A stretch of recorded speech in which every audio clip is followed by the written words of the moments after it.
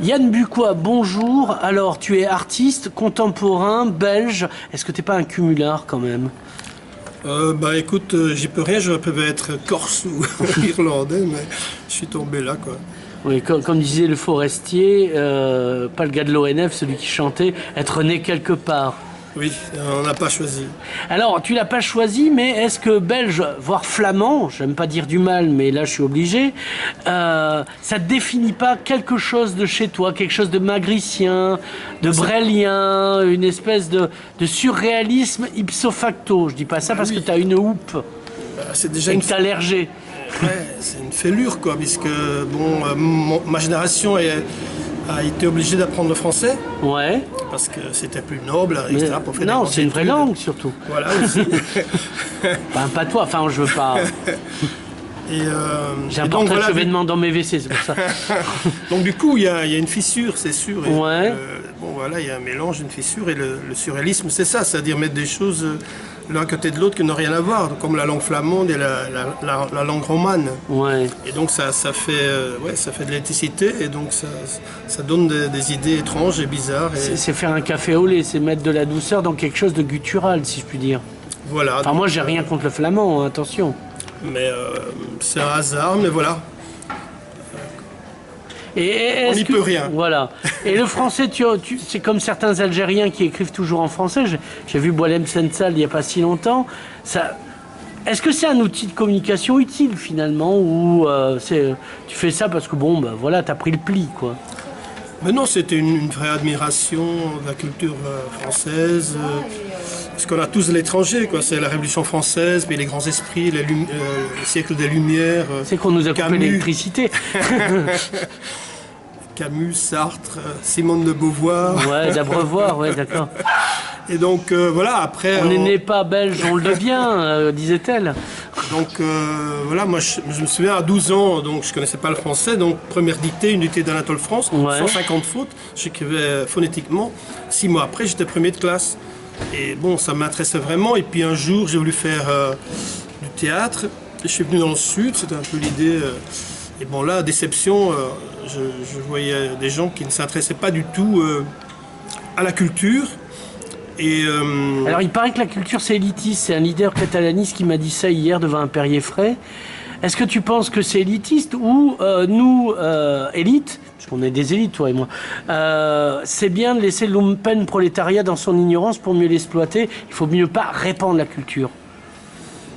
oui, enfin la culture, c'est quand même quelque chose d'institutionnalisé, quoi. C'est le pouvoir s'en sert. En France, On s'en sert mais en partout, Belgique hein, aussi. oui, aussi, bien sûr. Oui, en Chine. Partout, Parce que- en Chine, oui, mais disons qu'en Chine, bon, c'est quand même une fourmilière, donc on peut vite y mettre un grain de sable. Mais disons que oui, c'est ça, la culture, c'est, comme je disais, c'est la règle, et que l'art, c'est l'exception. Donc moi, je suis D'accord. plutôt dans l'exception. C'est bien, c'est bien vendu en tout cas. Alors raconte-moi, t'es pas arrivé comme ça avec tes lunettes cerclées et ta houppette comme ça, tu as eu un départ, comme Corto Maltese, tu as eu une jeunesse et une genèse. Comment tu as commencé? Tu es né artiste, sorti du ventre de ta mère comme ça, ou tu as eu des métiers dans le lumpen prolétariat, ou comme Siddhartha, tu étais dans un palais, tu es sorti.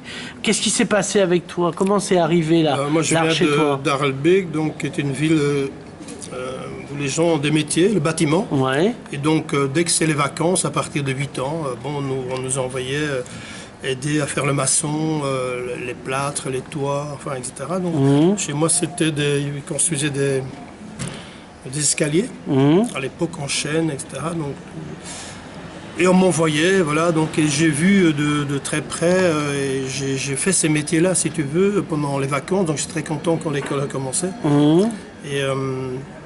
Et disons que tous mes copains, que je trouvais qu'il y avait un esprit quand même supérieur au mien, en maths, etc.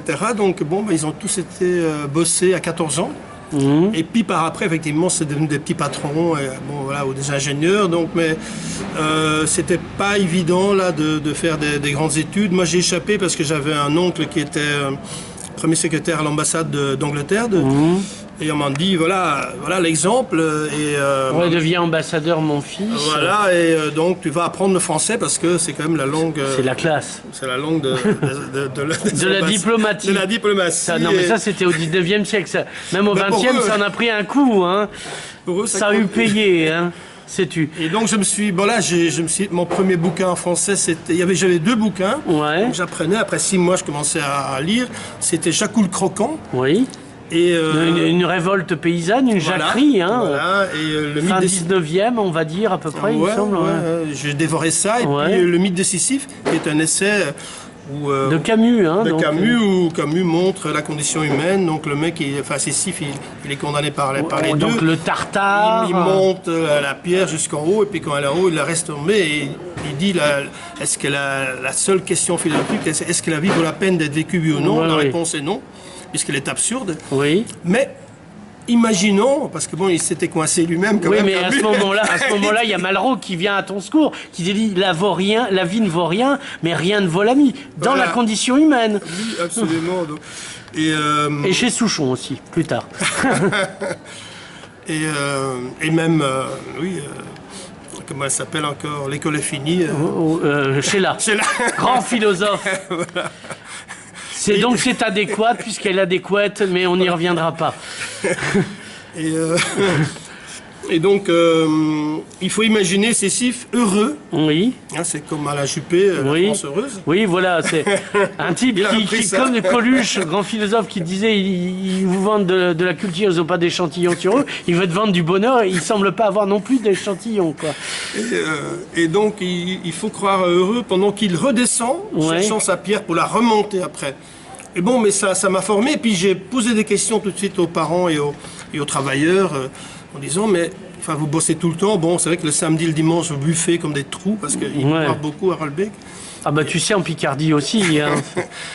En Normandie, pas mal. Je disais, mais est-ce que votre vie vaut la peine? Ils m'ont regardé, et puis ma mère a dit, attention, c'est un spécial. Et donc, du coup... Alors, ils ont cru que tu étais homo, du coup? Mais non, elle veut dire quand elle dit spécial. On ne connaissait pas ça, parce que les bébés homo, on les jette tout de suite dans la liste. Oui, comme à Sparte. Ah ben non, à Sparte, c'était Sparte, ils étaient homos qui devenaient guerriers. S'ils nagent pas, ils meurent. Voilà. Donc, ils sont homos. Voilà. Et donc, voilà, voilà, c'est ça. Et ça m'avait marqué, l'apprentissage d'une autre culture et le milieu extrêmement brut et rude d'où je viens, c'est-à-dire très direct. Oui, ce qu'on appelle le prolétariat. Hein. Oui, mais où on dit aux femmes, écoute, tu ouvres tes jambes ou pas, c'est ça la question, quoi. Ouais, voilà. Le reste ne nous intéresse pas. Et donc c'est ce mélange qui sûrement fait une espèce de surréalisme. Finalement, c'est ce que je fais aussi, j'ai un côté brut comme ça. Et puis il y a un côté sans doute poétique. Voilà, on le verra tout à l'heure. Tu n'y vas pas de main morte. Mais je me rends pas compte, c'est ça. Voilà, non, mais j'ai pas le filtre, j'ai pas reçu le filtre de l'éducation. Voilà, j'ai pas j'ai pas eu j'ai pas eu les outils. Et donc je dis ce que je pense et je pense ce que je dis, alors que Lacan dit que les gens ne disent pas ce qu'ils pensent, ils pensent pas ce qu'ils disent. C'est ça l'éducation, c'est ça. C'est apprendre à ne pas dire ce que tu penses et à ne pas penser ce que tu dis. Ah oui, il faut avoir ce qu'appelle mon ami Johan Plans le MHE, le minimum d'hypocrisie exigible. Je ne l'ai pas. Ni maximum, ni minimum. Ça m'a enferré dans l'underground. Voilà. Je cherche de m'échapper péniblement. Oui, parce que toi aussi, tu veux ta part de lumière, après tout. Comme tout le monde. Et pas qu'un quart d'heure, comme dirait Warhol. Je cherche l'amour et la reconnaissance. Voilà. C'est toute la quête humaine. Et comme ma mère dit enfin. Ouais, voilà, Elle était très déçue parce que j'ai pas été ambassadeur. Oui, voilà, et puis elle dit pas qu'elle dise plus il est spécial, ou alors elle dise elle est spéciale avec un timbre d'admiration dans sa voix. Il y avait quand même cette admiration par rapport aux voisines, aux enfants des voisins. On disait bon, les vôtres. Oui, voilà. Ça finira comme Lumpen prolétariat. Et Karl Marx, on a déjà fait la description, donc le seul fait d'en parler impose l'ennui, quoi. Ouais, voilà. Et donc, voilà, c'est quand même, j'ai essayé de suivre cet esprit quand même, en disant, bon, il faut que la vie vaille vraiment la peine et que le paradis, c'est maintenant et tout de suite. Oui, et voilà. pas après la mort, donc. Oui, parce qu'on a des doutes, personne nous a prouvé tout ça. Non, mais Tu crois pas au 62, je 72 connais vierges? le grand secret, donc malheureusement, Dieu n'existe pas. D'accord. Ça me... Nietzsche t'a appelé il y a encore pas longtemps pour te dire que Dieu était mort, mais que tu étais un peu coupable en tant qu'humain puisque tu l'avais Il tué. n'est pas mort parce qu'il n'est jamais né, quoi. Donc, Oui, il n'est Capote Nestor, t'es pas né, t'es pas mort. pas né, donc il n'est pas là. Oh, il est comme, Et c'est bon, Captain voilà. Iglo finalement, puisqu'il est pas né. Et donc, voilà, si c'est comme ça, bon, on est tous des frères, on a tous un slip, et on est tous égaux. Voilà. Donc la hiérarchie, c'est quelque chose qu'il faut, Donc- quand même questionner. Voilà. Et c'est tout au long de ce que j'ai fait, c'est un espèce de questionnement du pouvoir. Voilà. Tu es un horizontaliste, pas un verticaliste. Bon, pour moi, c'est trop compliqué. Ça. En Le- plus simple. Le rapport à la hiérarchie n'est pas vertical chez toi, il n'y a J'ai pas le sommet, la oui, base. Oui, j'ai pas eu. J'ai encore un truc, un outil qui. Donc à l'horizontale, parce que quand on est en slip et qu'on se lotte, en général, on est à l'horizontale aussi. Oui, voilà. Et On tu- est peu de choses souvent. Voilà, on est peu de choses, ma bonne dame. Comme dirait ma concierge, que je n'ai pas, mais que si j'en avais une, elle le dirait. Alors, donc tu n'as pas fait d'école d'art, sans vouloir te... Si, quelques trucs, mais pas, Ouais. pas grand-chose. Que j'ai beaucoup fait des études sans les terminer, quoi. D'accord, ouais, tu as raison. Voilà, j'ai essayé beaucoup et souvent ça se terminait par une grève générale où la vie était plus intéressante que l'apprentissage, quoi. Donc, Que ton œuvre, oui, c'est Beaumarchais qui pensait de ça. Il a écrit que 3 bouquins, mais voilà, je ne connais pas bien. Beaumarchais. Le Marché, barbier, oui. Oui, non, mais moi, Mais c'est j'ai un pas lu, copain. mais- Tu sais qui faisait partie, c'est Bateaux d'armes pour les États-Unis de Collioure. Ah, voilà. Eh oui, toi qui es voisin de Port-Vendre, tu Ouais. l'apprendras. Bref, la liberté de l'Amérique est partie de chez nous. Oui, c'est vrai. C'est vrai que les Américains doivent tout à la France. Voilà. Grand pays. C'est ce qui m'a...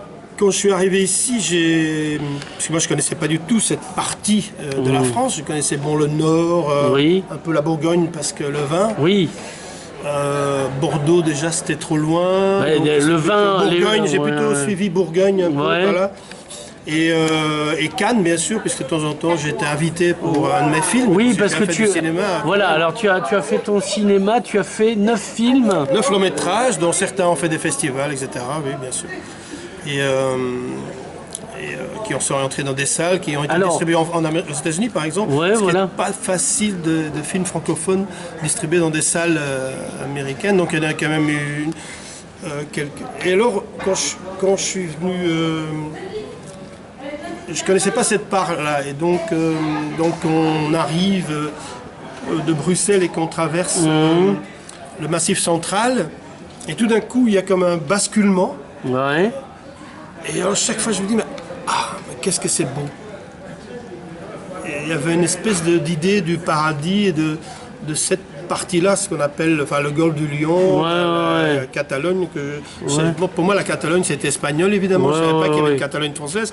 Bientôt, il y aura une Catalogne catalane, s'il faut. Voilà, Rythme où le vent les puisqu'on n'en choses. fait aucune publicité Oui. de cette région. Donc, nous, Ah, t'as remarqué, c'est bien de le dire. mais oui, nous, on ne sait pas. On dit Catalogne, on dit Barcelone, blabla, et Ouais, ouais. jamais personne parle de ça. Même la région s'en fout qu'on Oui, soit là. catalan. Donc, Et donc, ma belle-mère avait donc la femme que j'ai connue à Bruxelles, mais qui est en fait originaire de Reims. Ils sont installés à Banyuls. Une Rémoise, donc. Un vignoble, ouais. Cazotte des Mailloles, Ah, ben je connais très bien. avec Alain Alain Castex. Castex. Que j'ai vu il y a 3 jours, Voilà. qui a transmis à Jordi. Tu vois, Voilà, on se oui, connaît, voilà, tu vois. voilà. Et donc je découvre cette Pyrénées plongée dans la Méditerranée, machin. Et donc, pour moi, c'était un choc. Je me dis, mais qu'est-ce que c'est beau, quoi. Qu'est-ce que c'est beau. Et j'ai encore ce choc-là, quoi. Donc, C'est pas. voilà, c'est la raison comme- pourquoi je suis là. Voilà, c'est pas ça. comme une femme maquillée qu'on découvre au petit matin, qu'on dit Voilà. je me suis fait avoir. Voilà. Tu vois, la ration dans ton. voilà. Et donc du très très bon vin que je ne connaissais pas non plus. Ouais. Donc un vin qui a un goût de je ne sais pas quoi, qui n'a pas un goût de vin spécialement, Ouais. qui est voilà. Ah, t'as bu du Cazotte de Mayol. Ah oui, encore. bien sûr, j'ai toutes les blancs, Ouais. les rouges, les rosés, Ouais. qui ont un côté cognac très ancien, c'est très bizarre, Ouais. ou même whisky malt d'il y a 40 ans, Ouais. parfois.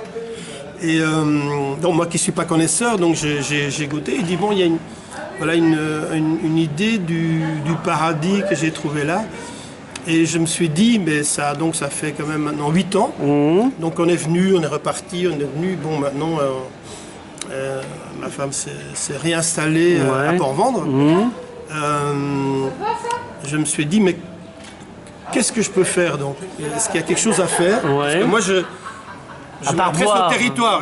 Je m'adresse au territoire. Donc j'aime bien installer, donc donner une identité finalement, parce que c'est un mot un peu galvaudé. Ben non, justement l'astuce c'est parce qu'on l'a laissé à d'autres qu'il en est là à ce moment-là. Voilà, donc identifier, donc voilà, j'ai commencé à faire je faisais avant des paysages belges, rouge, jaune et noir, donc je fais maintenant des paysages français, j'ai fait entre autres la côte vermeille, comme je faisais la côte belge. Pour la côte belge, parfois je faisais aussi une côtelette dans les 3 couleurs. Oui, bon, le surréaliste. Et donc, et alors je me suis dit, tiens, une installation du musée, pourquoi pas démarrer cette identification par région de la France, parce que c'est un peu ça, à Perpignan. Et maintenant, il faut voir si je trouve un lieu, etc. Donc, mais voilà, donc voilà l'histoire en gros, mais alors, très, très raccourci évidemment, parce que j'ai eu quand même, il faut dire, en Belgique beaucoup de problèmes, des procès, etc. Puisque je me suis attaqué à des totems comme la famille royale, Tintin, t'as tenté entre guillemets d'assassiner Baudouin. Alors, c'est même pas Albert, c'est son buste. Alors raconte-nous, t'as la photo là. Oui, c'est ça. Donc je trouvais qu'il fallait absolument passer à la République. Voilà, il faut savoir que Baudouin, c'était un corps mystique. C'était énorme. C'était le corps du. Oui, c'est ça. C'était la Belgique. Voilà. Et je trouvais qu'il était temps de passer à la République, et j'ai écrit une lettre, j'ai dit écoute, abdique, bon, comme j'ai pas de réponse, on va couper la tête comme pendant la Révolution française. Voilà. De toute façon, mauvaise influence encore. Référence française, etc. Ouais. Et donc j'ai organisé ça, j'ai invité tout le monde sur la grande place, et bien sûr la police m'attendait. Oui, mais le problème d'avertir, c'est... Et voilà, bon, avec Hergé, un peu la même histoire, donc j'ai essayé de donner une vie sexuelle à ces petits bonhommes. Tu as détourné totalement Hergé, là. Alors montre-nous... Parce que je trouve que le problème avec Hergé est différent, parce que en fait c'est le même que la famille royale, qui a collaboré pendant la guerre, Léopold III, le père a collaboré. Et moi je trouve que les collaborateurs, un jour, il faut qu'ils payent leur dû. Voilà. Et donc les criminels un des plus grands criminels de guerre, c'est Hergé. Donc enfin, il n'a pas tué qui que ce soit, mais... Attention, la collaboration, quand le journal Le Soir a été mis sous la main allemande, il est venu avec ses dessins. Il n'était pas avant. D'accord. Parce que les historiens te disent toujours, il y était, il n'y a pas pensé. Donc il est venu, et donc toute la guerre, il a donc mis son petit strip, donc il a cautionné en fait, tous les crimes de guerre, parce qu'il y avait Hitler au-dessus, page, etc. Donc c'est une collaboration pour moi extrêmement active, et j'appelle ça un criminel de guerre. Mon seul problème que j'ai avec ça, c'est que il n'a jamais fait ses excuses. La Belgique a tenu ça complètement secret. On n'en parle pas. Voilà, c'est vraiment... Aujourd'hui, il est au Grand Palais. Le Grand Palais célèbre un grand collaborateur, célèbre un criminel de guerre. L'expo a commencé hier. Voilà. Et donc, moi, j'ai voulu qu'ils sortent de leur gant. Donc, il y a 25 ans, j'ai créé La vie sexuelle de Tintin en noir et blanc. Et ils me font un procès à Paris. Ils ont pris un avocat qui s'appelle Maître Jean Veil, fils de Simone Veil, qui reçoit notre dossier. On montre les dessins antisémites qu'il a fait avant la guerre, et en montrant aussi que... Oui, parce que tu argumentes un peu quand même. Oui, on argumente. Léon de Grelle, qui est le chef rexiste. Oui, le fameux, c'est Tintin, bien sûr. Pantalon de golf, c'est leurs amis, il fait des couvertures pour lui, etc.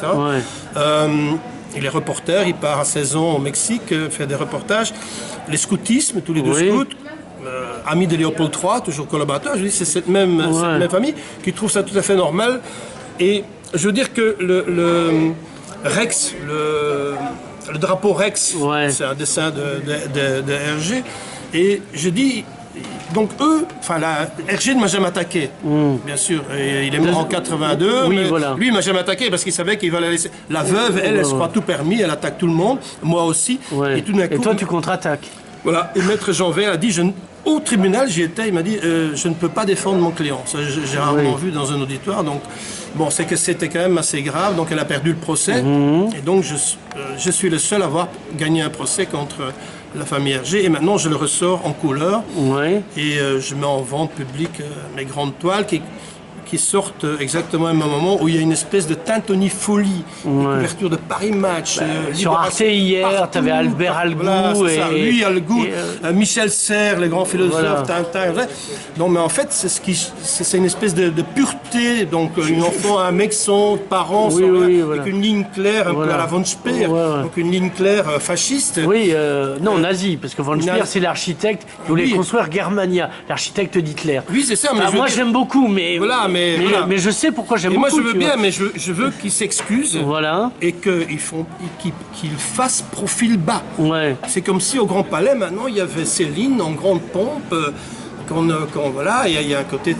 Oui, mais à partir du moment où Von Braun envoie les Américains sur la Lune, il n'est plus Von Braun, ce vilain garçon qui tuait des gens à Dora. Il faut que tu l'admettes, ça. Oui, mais moi, c'est simplement une question historique.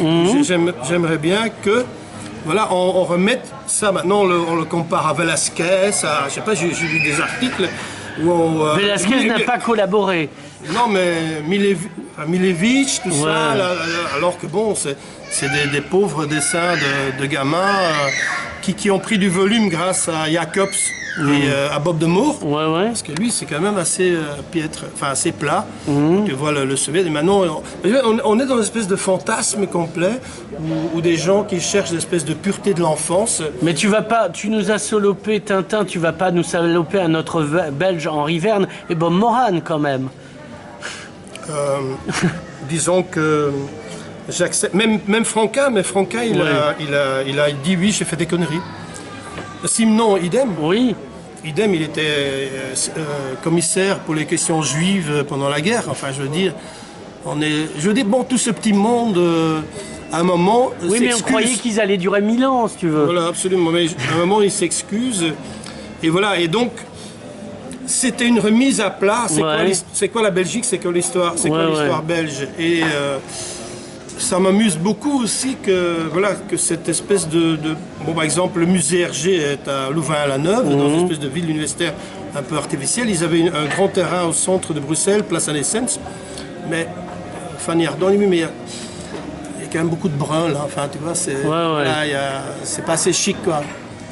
Et je veux dire, c'est un peu cet esprit-là où, même dans une interview avec Numa Sadoul au début des années 80, où Hergé dit, parce il le titille un peu, il dit, mais on vous dit que vous avez un peu des idées comme ça, et puis il dit, non, mais quand même, quand l'armée allemande est entrée, ces costumes, ces athlètes... c'est Hugo Boss qui faisait les costumes. Voilà, par exemple. C'est pourquoi mon autre toilette, c'est Hugo Boss.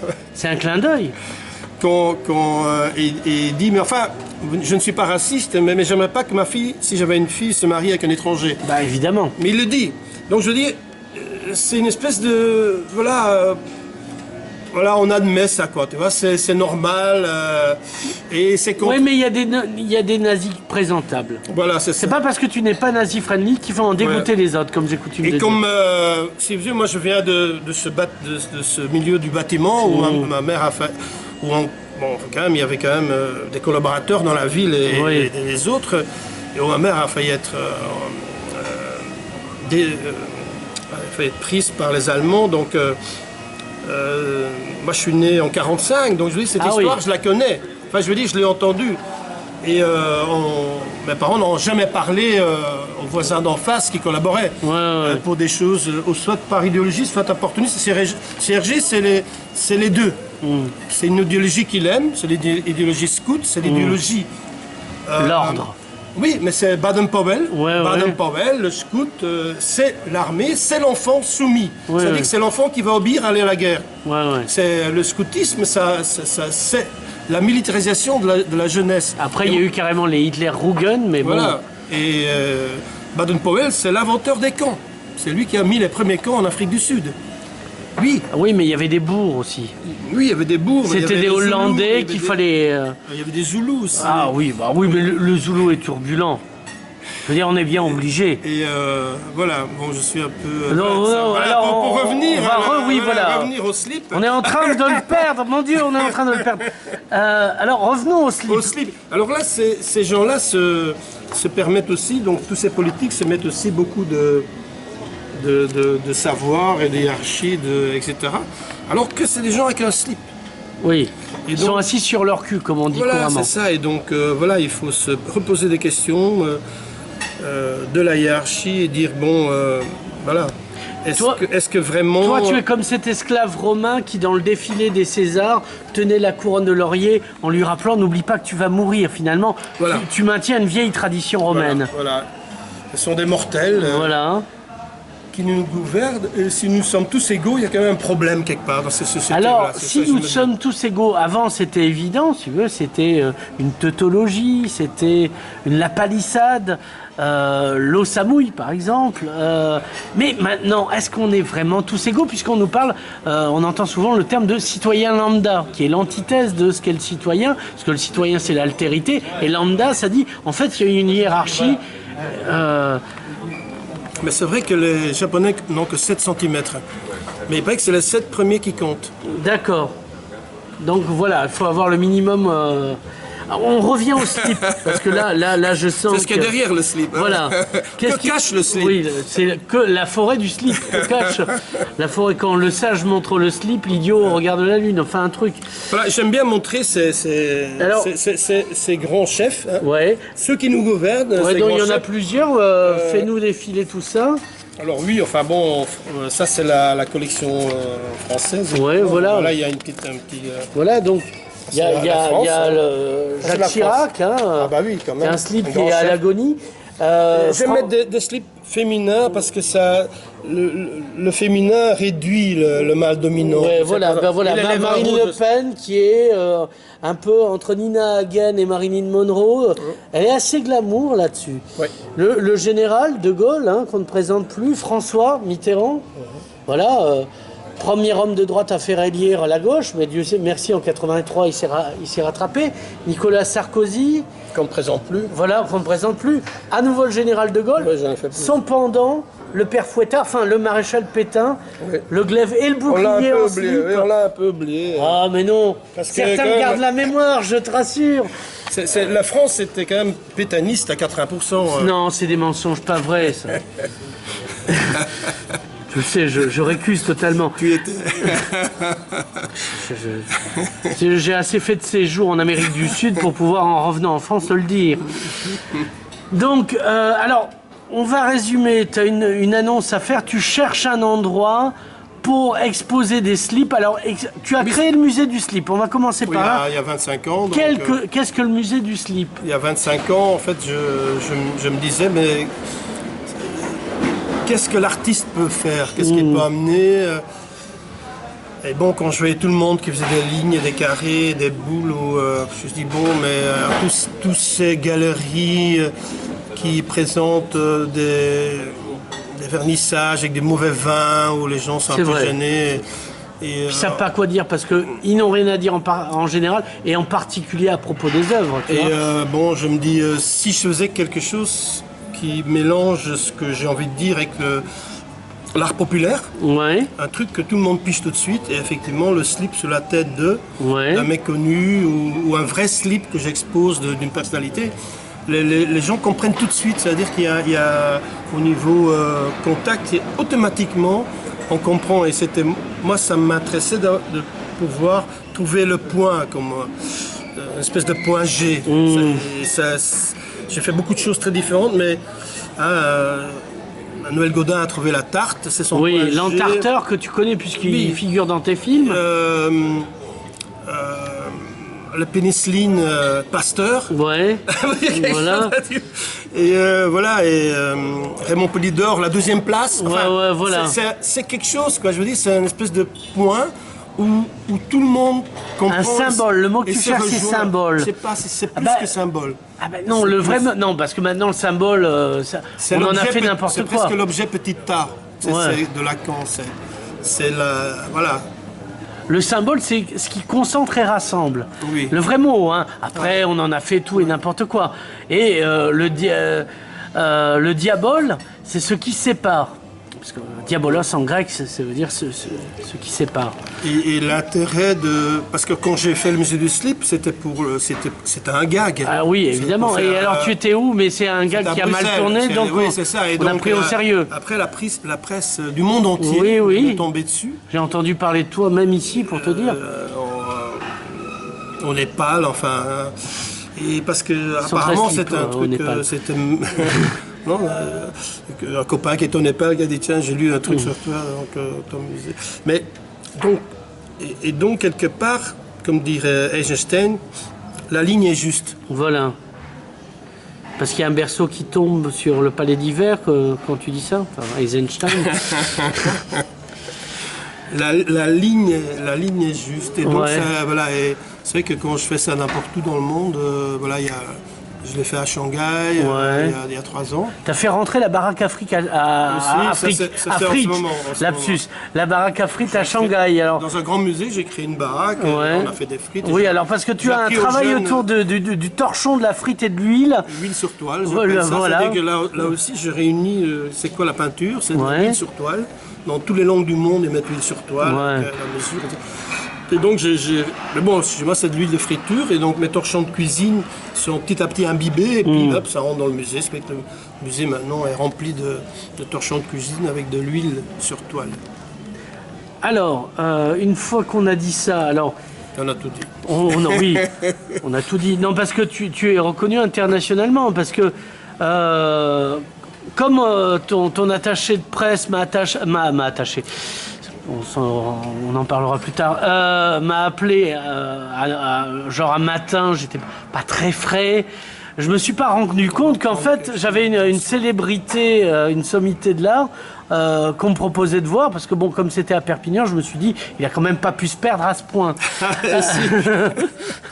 Et le gars il demande un truc. Bon, alors on me parlait de slip, ça me faisait rire. Mais là, au fur et à mesure, je découvre que j'ai pas la moitié d'un en face de moi.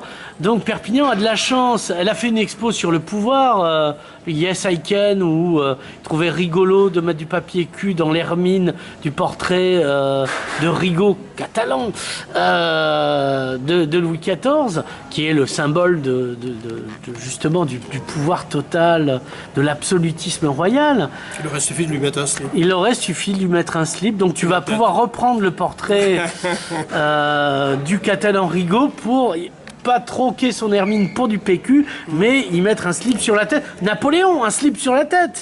Ça fait un bicorne. J'ai fait de Napoléon, bien sûr. Ah bah, tu l'as vu à Waterloo, parce que quand toi tu le vois chez toi, ce n'est plus le même. Hein. Il a perdu de sa superbe. Hein. Ouais, morne pleine, comme une urne qui bout.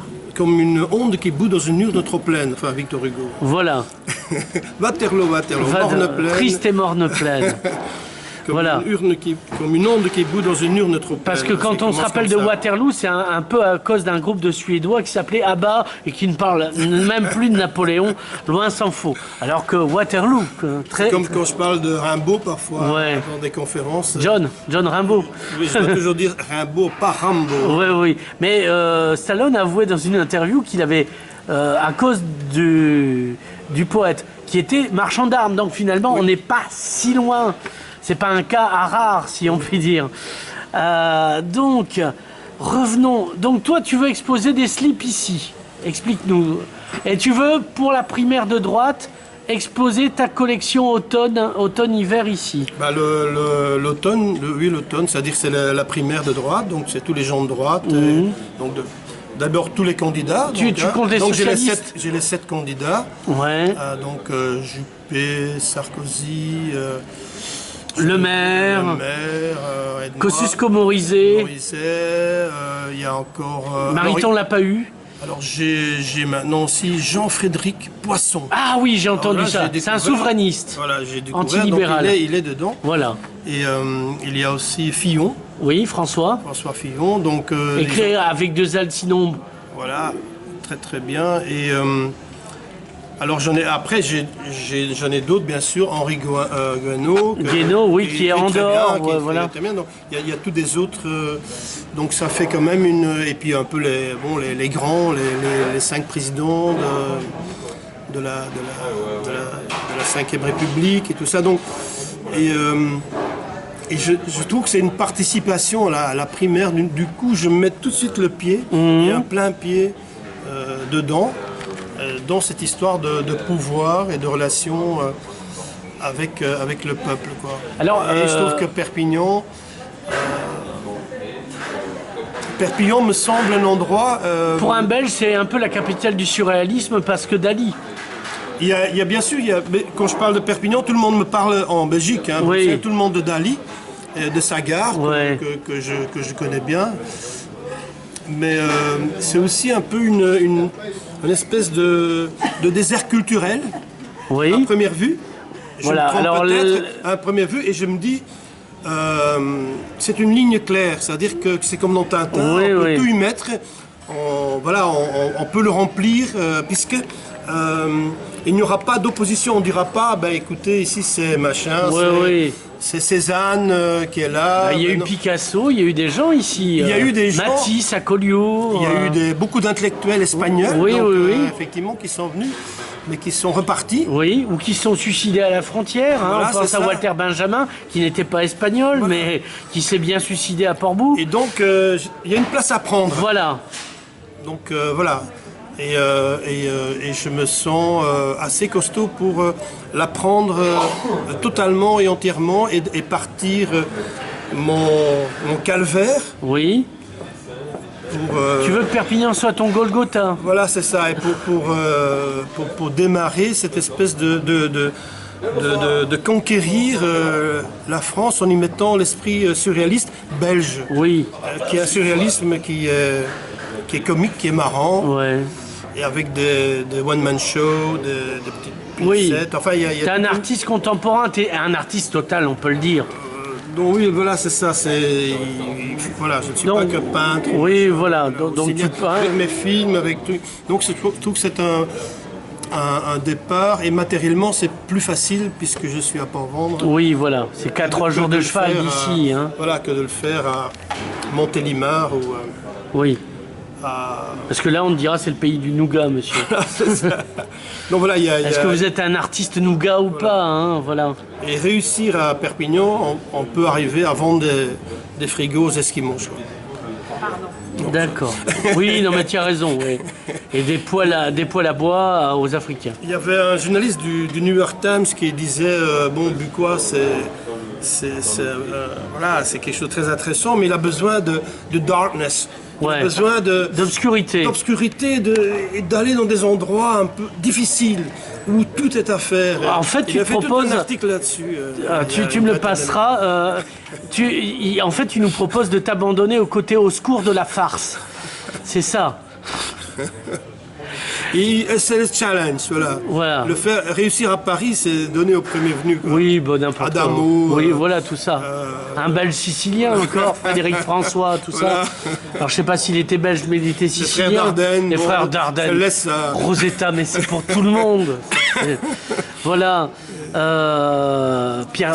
Stroméa. Stromae. Stroméa, j'arrive même François Damiens, tout ça ce sont des escrocs. Benoît Poulvorde. Benoît Poulvord, mais C'est je facile. peux. Annie Cordy, je ris. Voilà, il faut un vrai défi. Ils sont jamais venus, ils ont pas démarré à Perpignan. Quoi. Voilà. C'est ça le défi. quoi. Voilà. Et donc toi tu dis faut aimer, à vivre sans ramer. péril, on triomphe sans boire. À vivre sans baril, on triomphe sans boire. Il faut aimer ramer, voilà, il faut aimer la noirceur, il faut aimer être maudif finalement. Voilà. Et on finira là-dessus. C'est bon quoi. Tu es le Dark Knight de la peinture. Yann Bucquois, merci, mais vraiment merci.